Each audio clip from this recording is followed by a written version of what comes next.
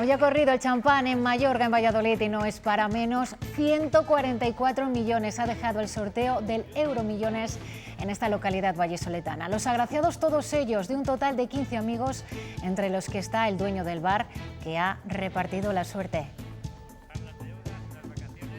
Es el primero que he dado y le hago yo, y me ha tocado. Teniendo hijos, ¿qué vas a hacer para ello? Yo voy a tener un nieto dentro de un mes, igual es al que mejor le viene. Hola, ¿cómo están? Es la imagen de la felicidad que también nos hace falta, de la alegría inesperada que nos recuerda casi a los sorteos de Navidad. Hoy en Mallorca, Reyes Cabero sueñan porque pueden hacerlo. El premio también se va a notar en la localidad.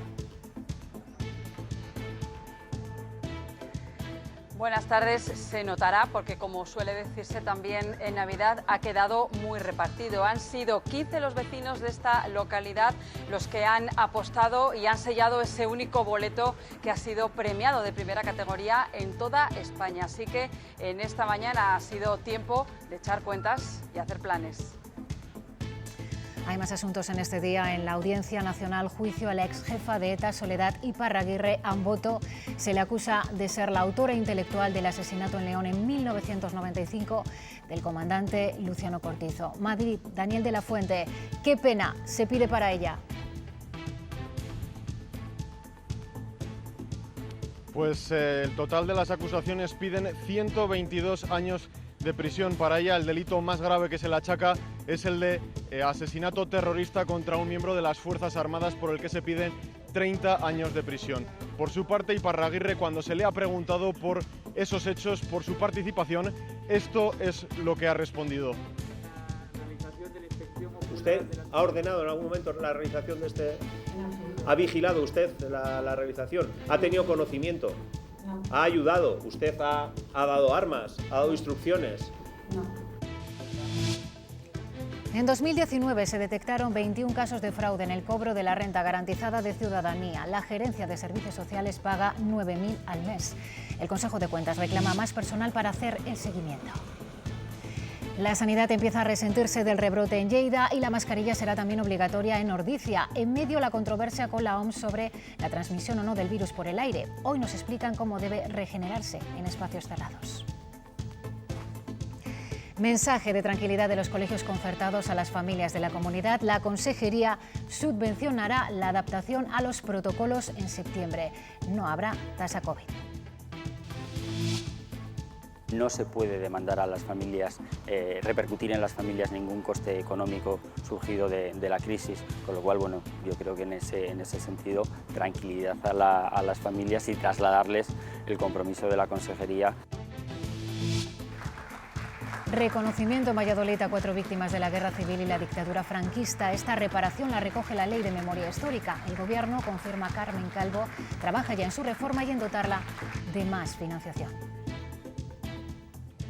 Y parece que esta tarde el calor va a compartir protagonismo con las tormentas. Francisco, cuéntanos qué nos espera. Así es, Alejandra, buenas tardes. Vamos a seguir con calor, aunque van a bajar un poquito los termómetros en zonas del sur. En general, vamos a volver a estar con máximas de más de 35 grados. Además, han llegado algunas calimas al sur de la comunidad y vamos a tener nubes, ya las tenemos, se están desarrollando y por la tarde van a dejar tormentas, especialmente en la mitad norte y en zonas del sistema central. Están activos los avisos de la Agencia Estatal. Por este motivo, pueden venir acompañadas de granizo y de fuertes rachas de viento.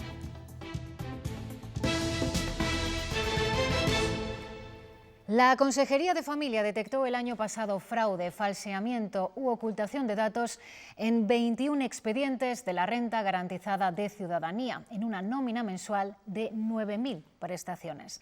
La fiscalización y el seguimiento que se hace de esta prestación será objeto de debate mañana en las Cortes. El presidente del Consejo de Cuentas informará del trabajo de campo realizado entre 2015 y 2017, donde concluye que falta personal para hacer un seguimiento más exhaustivo y poder detectar situaciones de economía sumergida.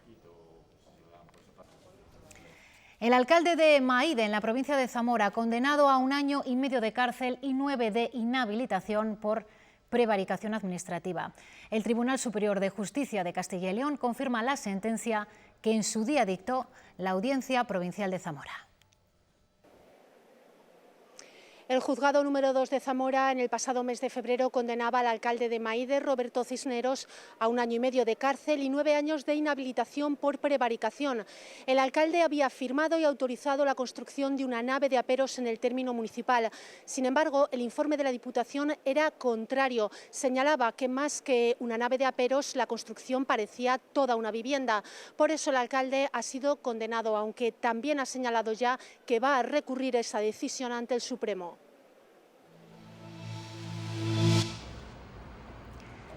España es uno de los 7 países encargados de negociar con las farmacéuticas que investigan y producirán la vacuna contra el coronavirus. El ministro de Sanidad ha confirmado que ningún país europeo tendrá ventaja en la compra. Las vacunas se repartirán de forma equitativa entre los países de la Unión. Pendientes de la evolución de las vacunas y de lo que seguimos conociendo sobre la transmisión de la enfermedad. Después de que más de 200 científicos alertaran de ello en una carta a la Organización Mundial de la Salud, esta reconoce que la COVID-19 podría transmitirse por el aire en sitios cerrados, abarrotados y con poca ventilación. Se propaga por el aire el coronavirus. 239 científicos de una treintena de países mantienen esta teoría y esto hace que espacios cerrados sean potencialmente peligrosos. La recirculación del aire acondicionado podría ser clave. El mejor ejemplo del riesgo lo encontramos en Guangzhou, en China. Una cena en un restaurante en el que había una persona contagiada acabó con 10 diagnosticados. Antes del inicio de la pandemia del COVID, ese aire, lo que se hacía un porcentaje de ese aire era recirculado de nuevo a la sala. Una vez que la pandemia comenzó, no se recircula nada. El 100% del aire que se extrae de la sala se lanza de nuevo al exterior. Aquí en el edificio de las Cortes ya se hace desde hace unos meses. La clave está en la renovación del aire casi de forma continua, cada 3 minutos y medio. Y no se trata de climatizar la totalidad de los 25 o 30 metros de altura que tenemos, sino solamente hasta 2 metros de altura. Tras esta pandemia, los edificios públicos tienen que ser más saludables. Ingenieros y médicos recomiendan ahora purificar el aire desde el suelo. Y minimizas el riesgo de que si tú estás impulsando de arriba hacia abajo, ese virus se pueda dispersar a las personas que tengas contiguas a ti. El sistema de ventilación se pone en marcha 2 horas antes de cada sesión y termina 2 horas después. Así se garantiza que ninguna partícula que haya estado presente quede en la zona. Y los rebrotes preocupan en zonas como Lleida, donde se teme la repercusión que los contagios vaya a tener sobre el sistema sanitario, porque la presión asistencial empieza a ser notoria. Hay nuevos casos en otros puntos de nuestra geografía. María Ramos, ¿cuál es ahora mismo la situación sobre el mapa? Ahora mismo en toda España hay 67 brotes activos y el que más preocupa, como decías, es el de Segrià en Lleida. Ahora vamos a ver en el mapa cuál es la situación de toda España. Como veis, uno de los puntos más rojos es ese de Lleida que comentábamos, 500 contagiados, 200.000 personas confinadas y la sanidad al borde del colapso. De hecho, la Generalitat está pensando derivar a pacientes a otros hospitales de Cataluña porque les hacen falta médicos. Vemos también en el mapa otro de los puntos rojos, Lugo, la Costa de Amariña, 13 municipios confinados y 131 casos positivos, la mayoría jóvenes asintomáticos. Otro de los puntos que en estas últimas horas alcanza ya los 35 positivos es Ordizia, en Guipúzcoa. Allí todo comenzó en un bar, en un encuentro familiar de una persona que precisamente venía desde Lleida. Y en las últimas horas ha habido un brote en la provincia de Teruel, una familia, y también en la provincia de Granada se están haciendo test PCR masivos porque se ha dado un positivo en un velatorio. Y aquí en Castilla y León, Alejandra, la última hora que sabemos es que hay 3 positivos en Soria y que las autoridades sanitarias están investigando a otras 23 personas que podían haber estado en contacto con ellos. Bueno, eso en España. ¿Y qué sucede en el resto del mundo? Porque ahora mismo Latinoamérica es el epicentro de la pandemia. Sí, en las últimas 24 horas, para que se hagan una idea, en Brasil se han registrado más de 1.200 muertes. En este país se está probando la vacuna de Oxford contra la COVID-19 y una de las últimas horas internacionales está en Estados Unidos porque Donald Trump ha iniciado hoy los trámites para salirse de la OMS y también ha amenazado a todos los estudiantes universitarios extranjeros que si no siguen las clases presenciales en la universidad, si siguen simplemente cursos online, pueden irse fuera del país. Gracias, María, por todos esos datos. La Consejería de Sanidad sigue reforzando los equipos tecnológicos de los hospitales para hacer frente a un posible rebrote de coronavirus, pero ante esa eventualidad las autoridades insisten en pedirnos a todos responsabilidad. El virus está entre nosotros y de todos y cada uno de nosotros depende que no se den situaciones como las que se pueden vivir en Lérida o se puede vivir en Lugo o en otros lugares de nuestro país. Durante meses han estado en primera línea para frenar el avance del coronavirus y es hora de darles las gracias. La Cámara de Comercio de Burgos ha reconocido hoy la labor de los colectivos sanitarios, fuerzas de seguridad, bomberos, fuerzas armadas y protección civil con la entrega de su medalla de oro. El acto ha comenzado con un recuerdo a las víctimas. Ponernos la mascarilla, mantener la distancia de seguridad y extremar las medidas de higiene es una cuestión de cada uno de nosotros. No nos dejemos llevar por la falsa sensación de seguridad que podamos percibir porque las cifras de contagio y de fallecimientos hayan descendido drásticamente. El defensor del paciente continúa buscando justicia para los ancianos en las residencias. La asociación ha denunciado al Gobierno central y a las comunidades autónomas de Castilla y León, Madrid y Cataluña. La querella presentada ante el Tribunal Supremo alega la ausencia de atención hospitalaria en las residencias de mayores durante la pandemia.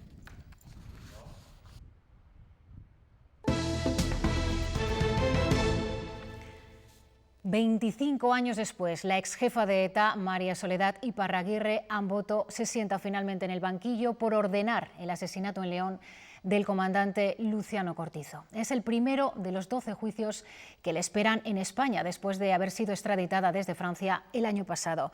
Daniel de la Fuente, Madrid. Amboto ha negado su relación con estos hechos.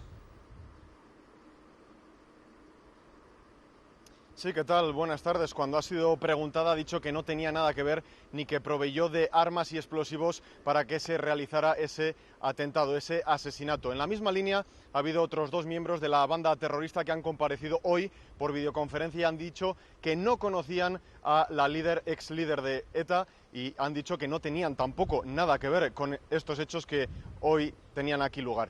Por lo tanto, el conjunto de las acusaciones pedía 122 años de prisión para ella, como comentábamos, porque dicen que fue la cabecilla la que orquestó todo ese atentado que se produjo, como decíais, hace ya 25 años. Todo ello en una jornada que se reanudará próximamente, en los próximos días, para tener una resolución después de 20 años que llevaba ya en prisión en Francia. La exjefa de ETA, Soledad Iparraguirre, alias Amboto, ha afrontado hoy el primero de los 12 juicios que tiene abiertos en España. Este, en concreto, por ordenar el asesinato del comandante Luciano Cortizo. En esta primera sesión, la acusada ha negado en reiteradas ocasiones su implicación en los hechos. ¿Usted ha ordenado en algún momento la realización de este...? En absoluto. ¿Ha vigilado usted la realización? ¿Ha tenido conocimiento?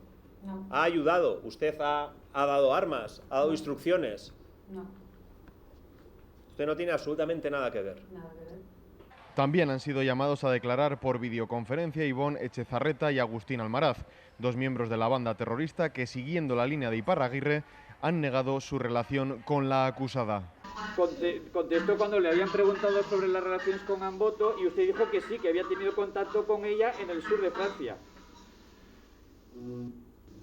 Pues no sé lo que dije o no dije. Han pasado 25 años, no lo recuerdo. Las acusaciones piden para Iparraguirre un total de 122 años de cárcel por 6 delitos distintos. Según la acusación, ella entregó material explosivo al también etarra Sergio Polo días antes para que llevara a cabo el asesinato. Por ello, se la considera como una de las líderes que daba órdenes concretas sobre los objetivos de la banda. Además, se propone que la acusada no pueda viajar a León, así como indemnizaciones a los familiares de Cortizo y los heridos. Desde aquel fatídico 22 de diciembre de 1995 lleva la familia del militar leonés esperando justicia. Su hija le acompañaba en el vehículo ese día y sobrevivió al atentado. Mónica Murciego, esas imágenes se han quedado en la retina de miles de leoneses. Buenas tardes. Es sin duda uno de los momentos más dramáticos que ha vivido León. Fue el 22 de diciembre de 1995 cuando ETA asesinaba con un coche bomba al comandante Luciano Cortizo. Su hija, que viajaba con él en el vehículo y que resultó herida grave, recuerda perfectamente la conversación que mantenía con su padre instantes antes de la explosión de la bomba en este semáforo de la avenida Ramón y Cajal. Varias personas que pasaban en ese momento también sufrieron lesiones. 25 años después esperan que por fin se haga justicia. Los terroristas estuvieron vigilando los desplazamientos del comandante durante días para colocar la carga explosiva bajo el asiento de Cortizo, que aquella mañana había recogido a su hija de la fiesta de Navidad del instituto. Íbamos los dos contando chistes y hablando de lo bien que nos lo íbamos a pasar en las vacaciones de Navidad esquiando. Cuando el semáforo se pone en verde, ya no seguimos la ruta. 5 minutos después, tras recorrer 300 metros, el artefacto explotó, marcando sus vidas para siempre. A mi padre le matan y a mí me cortan la vida de 18 años que tenía. La joven sufrió graves heridas en un brazo y también otros viandantes. Pero han sido unos nervios tremendos y la verdad lo único que puedo decir es que ojalá estos hijos de puta se mueran todos. La rabia y las muestras de cariño se multiplicaron en la ciudad. El desprecio por los asesinos. Y ese mensaje, con la violencia no van a conseguir nada. El etarra Sergio Polo fue condenado por estos hechos a 110 años de cárcel y ahora Amboto se sienta en el banquillo después de años de lucha de la viuda y los hijos. He tenido que aprender a vivir con mis sentimientos de rabia, de dolor, de soledad. Si hay algo que a los seres humanos nos une en esta vida, es el dolor. Porque el tiempo no ha borrado el dolor que sintieron aquel 22 de diciembre de 1995. La herida que ha dejado la banda terrorista durante décadas de actividad armada sigue abierta porque aún hay 313 asesinatos por esclarecer. En el último año solo se ha avanzado en el asesinato del funcionario de prisiones Máximo Casado, por el que han sido condenados 4 miembros de la banda terrorista ETA, entre ellos Francisco Javier García Gaetelu Chapote, a 33 años de cárcel. La Audiencia Nacional sigue avanzando en los crímenes relativos al histórico de la banda Josu Ternera, detenido en mayo de 2019.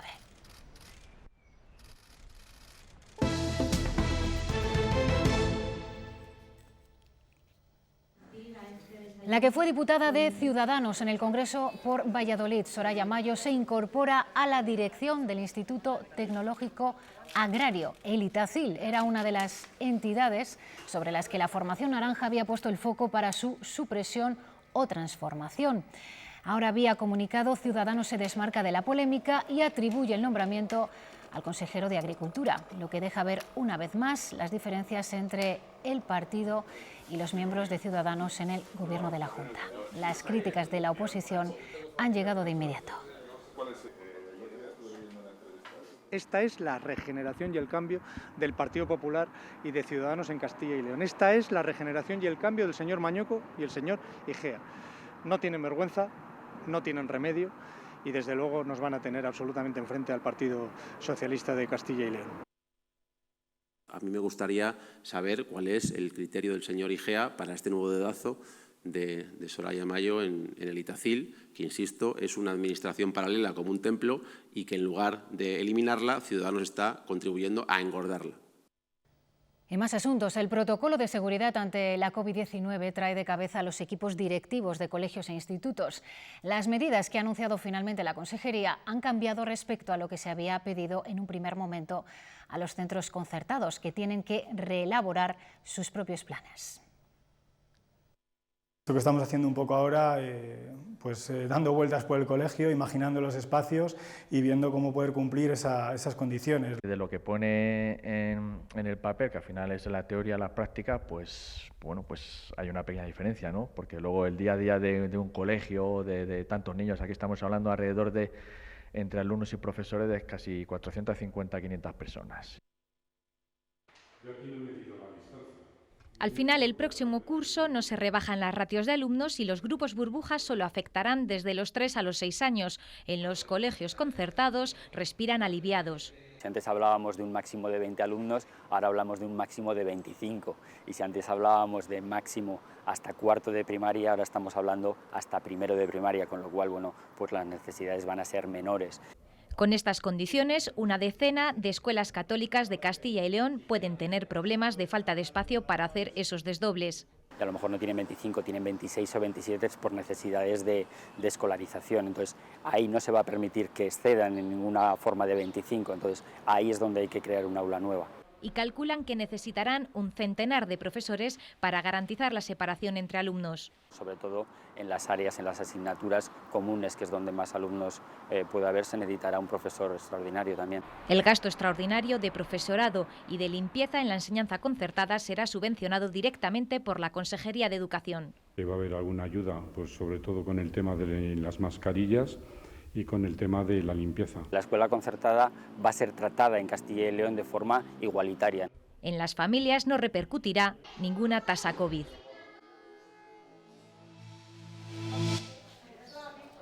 En Medina de Rioseco, en Valladolid, vecinos, comerciantes y hosteleros han tenido la original iniciativa de decorar, como ven, sus fachadas con sillas de colores.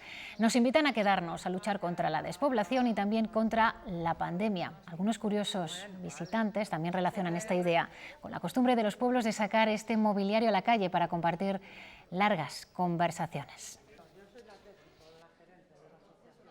Somos muy acogedores, de hecho ofrecemos sillas hasta en los balcones y bueno, sí, es un poco también eso, para que la gente se sienta a gusto, que se sienta como en casa y bueno, que se encuentren bien en Rioseco cuando vengan a visitarnos. Hay otro pueblo de Valladolid que hoy compite en titulares, por razones contantes y sonantes, así como 144 millones de euros. Es lo que el sorteo de Euromillones de anoche ha dejado en Mayorga. Reyes Cabero, hola otra vez, como si fuera 22 de diciembre en pleno julio. Champán y alegría a raudales.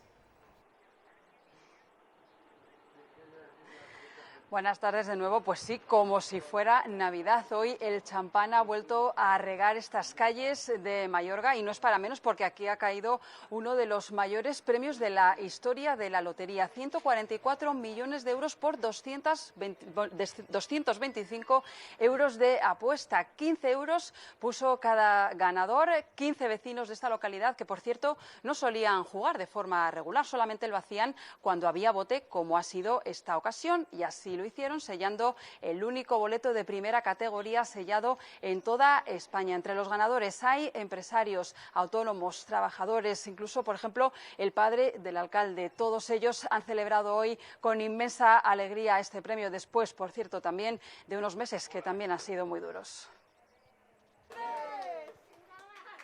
No es Navidad, pero como si lo fuera.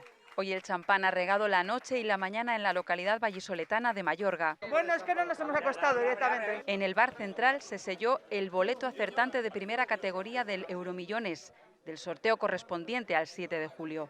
Una fecha para la historia. 15 amigos del pueblo participaban en la apuesta. Uno de ellos, Ángel, es el dueño del bar. Después de estos meses tan duros, no podía contener la emoción. Trabajando y pasándolas así, pues ahora esto. Es que la sellé yo. Figúrate que es la primera vez, como que todos los días era uno. Es el primero que he dado y le hago yo, y me ha tocado. Aún no se lo creen, pero entre brindis y abrazos comienzan los planes. Yo creo que nos van a quedar sobre unos 7.000 y pico libres ya del impuesto. 7 millones y medio. Hombre, ya ves, teniendo hijos, ¿qué vas a hacer? Para ellos. Pues vendrá, igual les viene mejor a los hijos. Yo voy a tener un nieto dentro de un mes, igual es al que mejor le viene. Una cosa que siempre he querido hacer es que una ilusión que tenía mi padre de tener un Mercedes y le tuvo el hombre de segunda mano ya siendo muy mayor y yo ahora pues es fácil que me lo compre. Pagar las deudas, unas vacaciones. Hoy Mayorga se coloca en el centro de la información, esta vez por una felicidad que ha quedado repartida. El sector de la construcción se está viendo gravemente afectado por la crisis sanitaria. Los visados de dirección de obra han caído más de un 11% en nuestra comunidad. Sin embargo, en contraste, en Soria se ha producido un incremento del 300% según los datos del primer trimestre del año. Sara Martín nos lo explica. El último dato publicado relativo al primer trimestre de este año muestra ya una caída en la solicitud de permisos del 11,4% en Castilla y León, quedando la cifra total en 1.032 frente a las 1.166 que se registraban en el mismo trimestre del año anterior. Vemos cómo la construcción de viviendas sigue de capa caída si lo comparamos con los datos de años anteriores. Por ejemplo, en el año 2007 las solicitudes eran 12.755, que contrastan con las 1.032 de este año. Por provincias, tan solo Burgos y Soria registran un incremento de las solicitudes, siendo la de Burgos del 35,1% y el incremento registrado en Soria del 300%. Sin Semana Santa, bodas, comuniones o funerales, por el coronavirus, el sector de la flor cortada y la planta ornamental ha perdido los meses más potentes del año. Han tenido que tirar parte de la producción y ahora preparan poco a poco la campaña de otoño.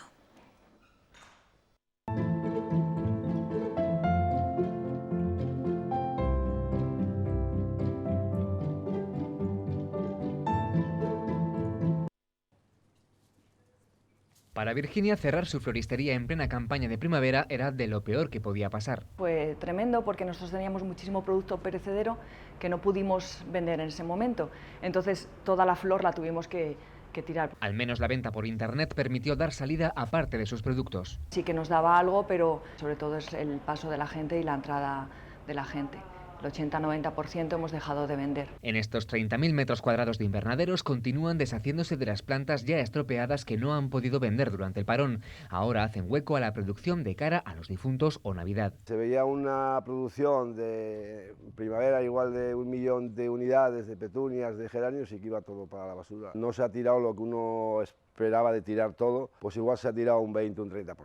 El de la flor cortada y planta ornamental es uno de los pocos sectores que no dispone de ayudas de la política agraria común ni de herramientas de regulación de mercado. Para recuperar un poquito, pues hace falta, pues como en todos los negocios, un poquito de dinero, que haya unas ayudas para seguir, porque dependen 30 familias. El Ministerio de Agricultura acaba de abrir a consulta pública subvenciones por valor de 10,5 millones de euros para compensar las pérdidas y evitar así que el sector se marchite.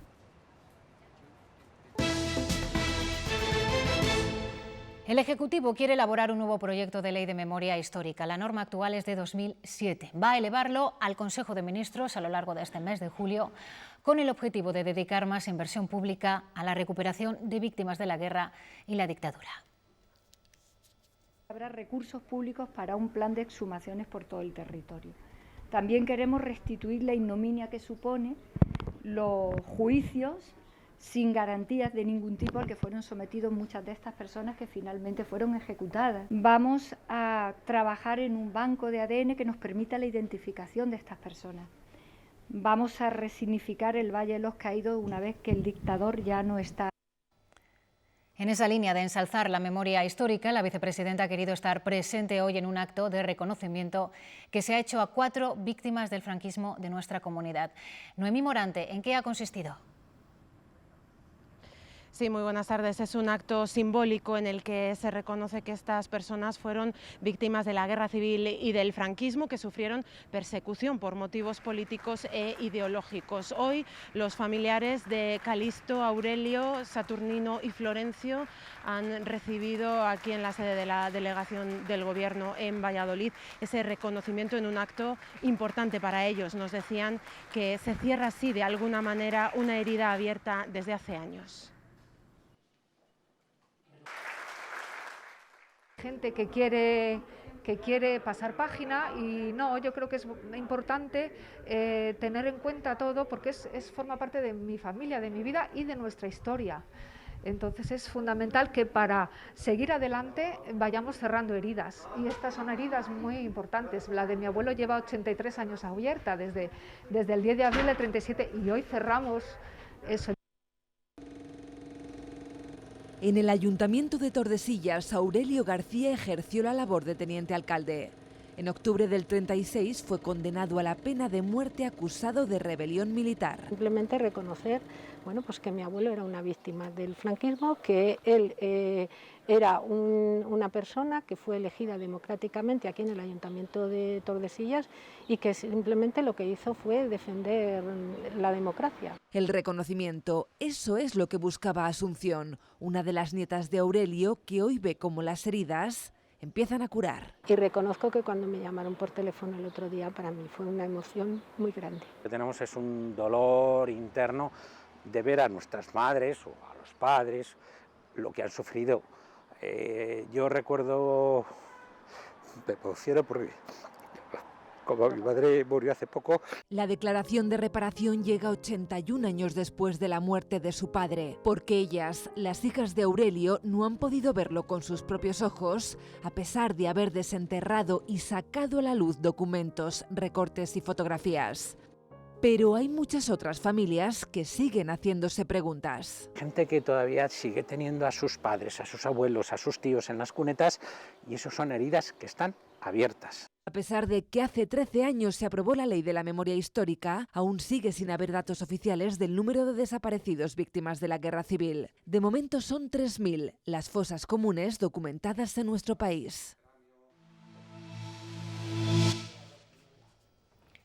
Aragón es la parada de hoy en la Ruta de los Reyes por las distintas comunidades autónomas para promocionar el turismo de interior tras la pandemia.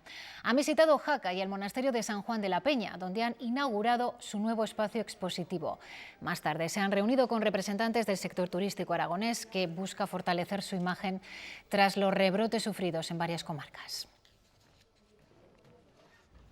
Esta nueva parada de la gira por España de los Reyes coincide con la publicación de nuevas informaciones sobre los presuntos negocios opacos de Juan Carlos I. Los estatutos de la Fundación Panameña Lucum, que habría sido utilizada para ocultar millones de euros, llevan la firma del monarca emérito.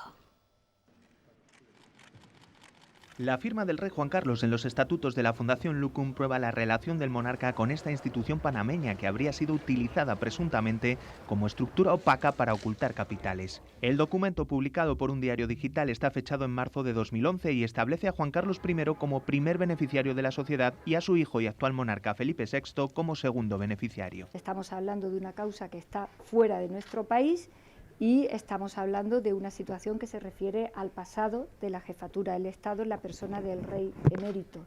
Lucum Foundation fue creada en Panamá 3 años antes, en 2008, por el gestor financiero suizo Arturo Fasana y un abogado de confianza. Habría sido utilizada como sociedad pantalla de una cuenta suiza a la que el rey de Arabia Saudí habría ingresado 65 millones de euros. Ese dinero fue transferido después a una cuenta de Corina Larsen cuando se disolvió la fundación. Una donación que nunca fue declarada por Juan Carlos I y que le habría supuesto un pago de millones de euros al fisco español. Esta nueva documentación se suma a la investigación abierta por la Fiscalía del Supremo por un presunto cobro de comisiones de hasta 100 millones de euros por su mediación en la construcción del AVE a la Meca. El tribunal analiza si existe relevancia penal después de su abdicación y hasta qué punto en ese momento perdió su inviolabilidad. Pues a este asunto se acaba de referir el presidente del Gobierno, Pedro Sánchez. Mire, es evidente que estamos siendo testigos, el conjunto de la población española, de informaciones inquietantes, que nos perturban a todos, a mí también. Y yo quisiera compartir lo siguiente. Lo primero es que hay unos medios de comunicación que no miran para otro lado. En segundo lugar, hay una justicia que está actuando. Y en tercer lugar, y esto es algo que agradezco, la propia Casa Real está marcando distancias. Declaraciones que nos llegan casi en directo desde Moncloa, donde España e Italia buscan aliados ante el decisivo Consejo Europeo de la semana que viene. Ambos países insisten en que la decisión sobre el Fondo Europeo no puede aplazarse por más tiempo porque está en juego la recuperación. Sánchez y Conte han remarcado que Europa está ante una decisión histórica comparable a la de los grandes hitos de la Unión y que si no lo hace será juzgada por ello de forma negativa. Ante foro multilateral como es el G20.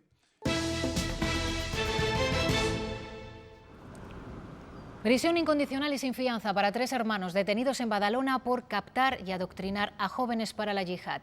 La llamada célula de Badalona llevaba año y medio esquivando la vigilancia policial. Mantenían reuniones clandestinas en las que radicalizaban a jóvenes y los formaban como futuros terroristas. Uno de ellos llegó a integrarse en la organización Daesh y murió en Siria. En Ávila comienza el juicio por el atropello mortal de un joven en pleno casco urbano en octubre del año pasado. Los 2 imputados han declarado que no eran ellos los que conducían los vehículos implicados en el fatal accidente. Siguiendo el juicio se encuentra Ana Agustín.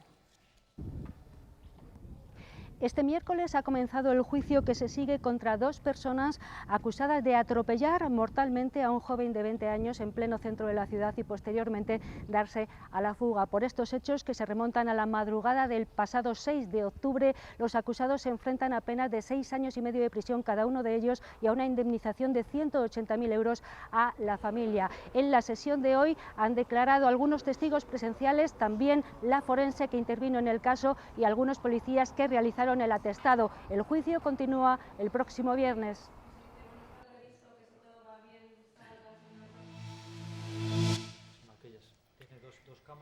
22 cámaras, 33 torres de vigilancia y más de 500 personas componen el operativo contra incendios de la Junta de Castilla y León en Soria. Desde la sala de operaciones, desde aquí, se vigila cualquier posible foco a tiempo real. Esta primera semana de julio es especialmente importante por la fuerte subida de las temperaturas, lo que hace que se multipliquen los esfuerzos en materia de prevención. Y bueno, pues son medios muy potentes las de la zona. Tú le mandas las coordenadas UTM, puedes helicópteros.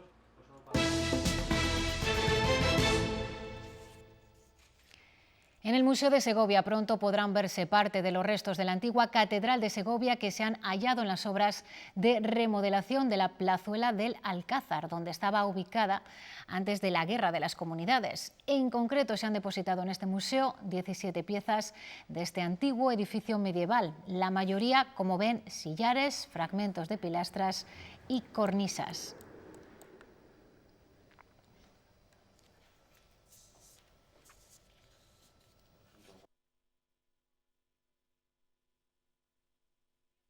Y todavía hoy nos siguen llegando casos impresionantes de lucha frente a la enfermedad, historias de superación que no queremos olvidar y que tampoco debemos.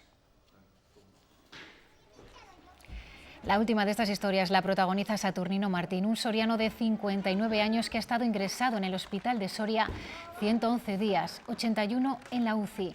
Después de recibir el alta, ni se imaginaba lo que le aguardaba en su pueblo, Cabrejas del Pinar. Esta calurosa bienvenida a la que nos sumamos y que hacemos extensible a todos los que han superado la enfermedad y ahora se recuperan para seguir adelante. Ahora llegan los deportes. Más información a las 8:30 y nos vemos mañana. ¡Feliz tarde!